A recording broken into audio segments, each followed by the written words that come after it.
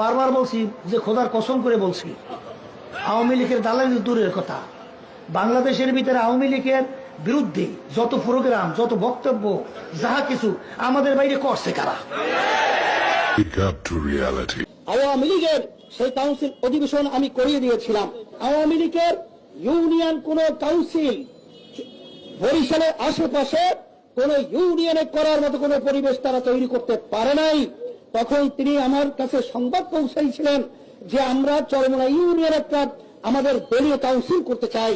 তখন আমি বলছিলাম যে চাচাকে বলবেন সে নিরাপদে সুন্দরভাবে তার কাউন্সিল অধিবেশন সে চরমোনায় করতে পারবে। তখন আপনারা লক্ষ্য করেছেন যে আমি নিজে বসে থেকে সেখানে চরমোনা ইউনিয়নে আওয়ামী লীগের সেই কাউন্সিল অধিবেশন আমি করিয়ে দিয়েছিলাম। জানতে হবে বঙ্গবন্ধুর পরিবার ইরাকের বিদেশি অনেক আগে এখানে আসছে ধর্ম প্রচার করার জন্য।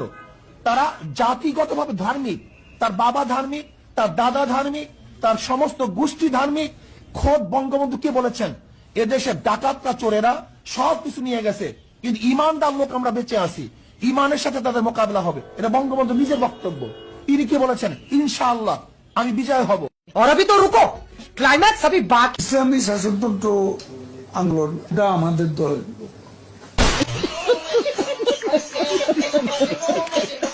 চরমোনাই পীর বলে, পীর নয় ভণ্ড।